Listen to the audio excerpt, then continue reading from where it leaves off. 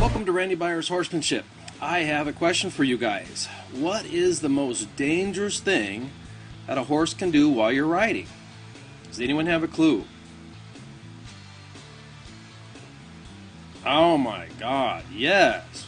Tipping over backwards, rearing up and going over backwards. Out of the 15 years, I've had 4 horses go over backwards and land on top of me. In fact, one of them put me in ICU for about 4 days with a bruised kidney. And so I have seen many people get hurt. I've seen horses break their necks. I've seen people get smashed. It's not a good thing. Let's take a minute and look at this clip. Thought leads to action. What does that mean? Well, if the horse is thinking forward, then there's a good chance he's going to go forward. Now, what I noticed about this clip is the rider's really not getting in the way of the horse, is it? He's not asking for extreme collection and nothing to get in the horse's way from going forward. But in a second here, watch what happens. This horse goes from a trot to a dead stop and then goes straight up. Now, I don't see the rider doing anything that would cause this. In other words, I don't see this horse being cued to go up. Now, we can make lots of assumptions that this problem is a back pain or a muscle pain or the teeth need to be floated. But you know, some of us like to think that it's a training issue. You know, sometimes it could be anything. But the bottom line is a horse needs to think forward. And we need to encourage that horse to go forward with our driving aids. Now, what would be our driving aids? Well, that could be our legs or our seat. And they need to be reinforced by other aids like dressage whips or whatever you'd want to encourage it, maybe a voice command or so. But whatever it takes, we got to get the horse thinking forward so the horse doesn't rear up and go over backwards. Let's keep you safe.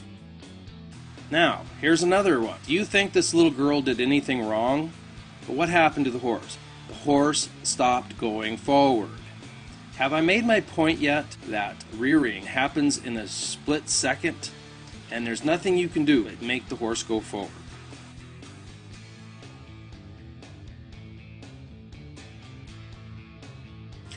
Now, let's make practical application to what we were just talking about.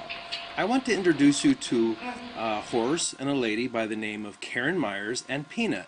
Now, Karen Myers is the president of the Minnesota chapter of the Western Dressage Association of America. Now, in this 1 minute and 15-second video or segment, Karen Myers hits Peanut 26 times with the dressage whip, even though Peanut is going forward soft and supple. Now, she's not abusing the horse, but this horse has flipped over at least 3 times in training. What'd you say there, Karen?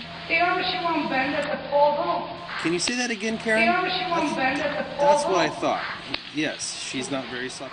It is so important to be effective with your aids. If you just keep slapping the horse's butt without getting some kind of response, all you're doing is desensitizing the horse, just nagging. You have to be effective. You have to ask, insist, and demand. When I first started training this horse, I watched Karen get tossed off this horse 3 times. This horse spun around and threw Karen right against the wall. Why? Because the horse evades going forward. And why does the horse evade going forward? Because she's been desensitized to the very tools that we need to make the horse go forward, so the horse doesn't rear up and go over backwards. Now I have to fix Peanut. First of all, we've identified 2 problems that she has. One, she's been desensitized to the dressage whip going forward. Second of all, we know that she's not soft laterally. So if you notice, I'm rolling my spur up and down the rib cage to do what? To help get her to bend around my right inside leg while bending at the poll and bending at the neck and softening the shoulders. I'm also sitting on my outside left seat bone, and I'm using the inside rein to help her bend. Now she's doing great right here. I switched my aids, but I want you to notice, see her head tilt right there? She's not giving to the left rein. If you remember in the previous session with Karen, you'll remember that she said that she won't bend. Well, this is a problem that she has. So here again, we're using our aids to soften the horse up. I want a nice crossover in the front end. I want a nice bend through the rib cage. I want her to flex. All these things that we're doing tried to get her nice and soft and supple while going forward. Up to this point, we've been doing about a week's worth of groundwork previously to riding Peanut. I want you to understand what we're trying to do is transition the cues that we taught the horse from the ground, how to soften, go forward. If you remember in Karen's video, that's exactly what she was doing. She was helping the horse to go forward and bend. But do you notice here we still have a head tilt? She's still not softening to the left. So what we're doing here is still the same thing. We're helping her to soften up on the left rein, get her to bend in the rib cage by using the spur or the leg. You can see I'm rolling the spur up again, trying to get her off my leg, get her to walk forward. At this point right now, I haven't really had to use any encouragement. Up to this point, this has been a really nice lesson. She's done everything I've asked for her to do. She's got off my leg, she's softened up at the bridle, generally speaking. But now things start getting messy. She starts to evade going forward. I don't know what happened, but I did not ask for her to spin around on the forehand. We always hear about people talking about balance and horses being in balance or out of balance. I'm really surprised at how many people really don't understand the biomechanics of horses and what really is balance. Here in this shot, I'm depicting a line going through the center of, this is the CG or center of gravity or the drive line. Notice where Peanut's nose is. It's above the center of gravity or the drive line. Anytime the horse gets above the drive line with the nose, we lose leverage and we also lose the ability to keep the horse in balance. With that said, now let's talk about the tech that I'm using. You'll notice here that I'm using a training fork or a running martingale. I am really surprised at how many people really don't understand the value of a training fork. This horse is a saddlebred. She naturally carries a high head carriage. She's also trained to have a high head carriage. In this application, the training fork is a vital piece of equipment. Why? Because it serves two purposes. We already know that she's getting light on the forehand. As you know, when I pull back on the reins, the training fork allows a downward force to bring the nose back down to the point of shoulder. Now, what would happen if I didn't have a training fork? If I pulled straight back, this would further put the horse off balance and cause the horse to go back. So in this application, the training fork is actually helping me keep the horse on the ground and keeping me safe. Now notice she's getting light on the front end. It's my responsibility to get those feet moving, get them unstuck from the ground. As you've seen in the previous clips, horses can go up and over backwards in a split second. That is why I don't care where this horse goes. I just want the horse to go forward and move its feet. Get it going somewhere. Anywhere is good. Again, you see this horse getting light on the forehand and she's backing up, getting ready to go up.